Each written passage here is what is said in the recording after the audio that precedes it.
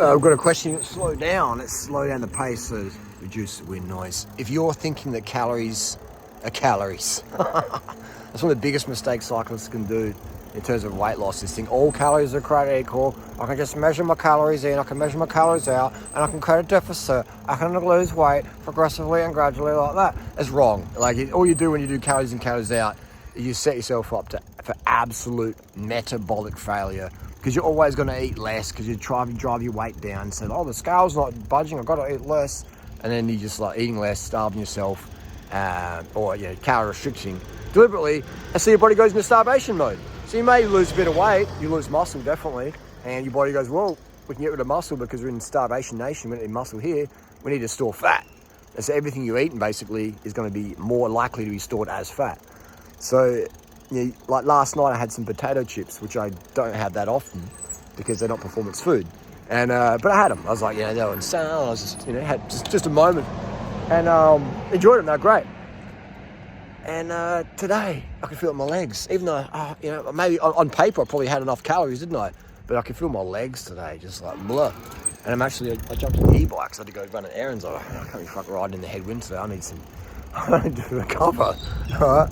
And so on the freaking e-bike, and but if I had my normal carb hit up, then bang, headwind's not an issue, So I'm just saying that if you think calories in, calories out, then you're just gonna have a shit quality of life, all right? I say people have two lives, and your second life begins when you understand the importance of having enough sleep, water, and sugar. Never, ever, ever. If you want your best life, limit carbohydrate. And I'm talking carbohydrate, I'm talking fruit, I'm talking table sugar, refined sugar, I'm talking white rice, starches, potatoes, corn, quinoa, beetroot, carrots, sugar. That's what I'm talking about. When people go, but you mean like industrial processed artificial sugar? Artificial sugar is sucralose. Industrial sugar does not exist, right? There's no chemical factory producing sucrose. Sucrose always comes from carrots, beetroots, fruits, cane sugar, cane plant, cane grass. Most table sugar comes from beetroot or cane grass. All right, it's dehydrated grass powder, crystallized form. It's not, created in a factory. Right, it's cooked up in a factory. From the sugarcane grass. Same as your protein powder that you use. I don't use isolated foods. I don't use processed foods. Processed foods are bad. Oh, protein powder for $100 a kilo? Yeah, shut up and take my money. Creatine, shut up and take my money. I don't do processed. Where the fuck does sugar get the bad rap from? Why sugar gets a bad rap from is because sugar's so important. When you don't have enough sugar, you eat more of the other foods that are way more expensive. So this is purely economics. It's purely industry bias. Don't eat sugar, so you go buy more KFC. You go buy more chocolate. You go buy more chips. You go buy more pizza. You go buy more insulin if you're diabetic, because you're getting diabetes from all that fat that's blocking the insulin receptor site. So now just follow the money. Follow the money. The cheapest foods and the healthiest foods in the world are rice, starches, sugar, and fruit. If you know, you know. The longest lived cultures, the most productive, the most, healthy, virile cultures in the world, fruit, rice, and sugar. That's the staples. Right? That's part of their culture. Sugar phobia is a new thing. Right? It never really existed. It never really existed. And in nature, you think about it, sugar is very, very easy to get. In our natural climate, cane grass, it grows like wildfire. All right. Papaya, fruits, and look at the native fruits. Do you know how big the native mango is? It's about 3 kilos, and it'll probably kill you if it falls on your head. And it is sugary AF, all right? So if you look at the native histories of fruits, all right, deep dive into that. There's a girl out there, Lindsay, she got into YouTube because of me. Her name's Duran Reiter. I'm Duran Reiter. Lindsay's Duran Reiter, and she's a world authority on fruit. And look at all the native fruits she gets to enjoy in Borneo and stuff like that. Native fruits are sugary as the Native American pawpaws, full of sucrose, okay? The Australian bush raisin, full of sucrose. But a lot of these fruits, they don't hit market because they're very perishable or they're just weird, and people don't like weird stuff.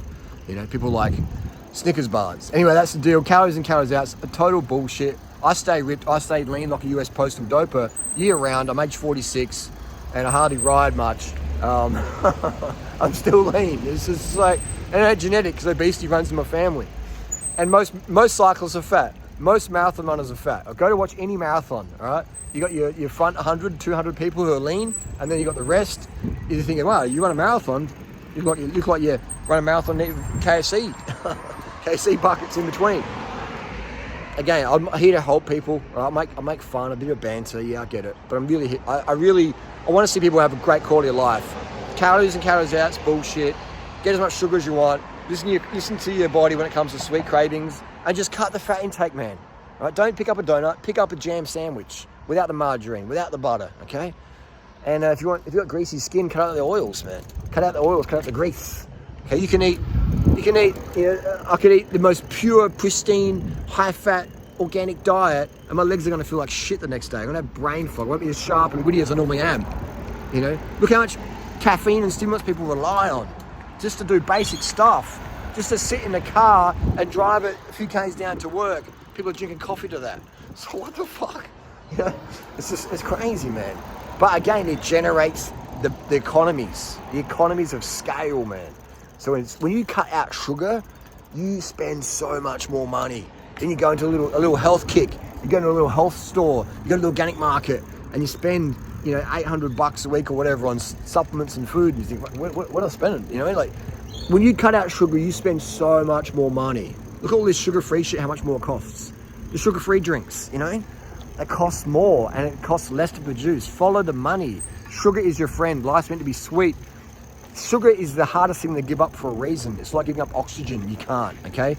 You deny yourself sugar, you're gonna have constant cravings, just like you deny yourself the ability to breathe or sleep or drink water. You're gonna have constant cravings for it, okay? Always get your sugar. Sugar is sweet for a reason.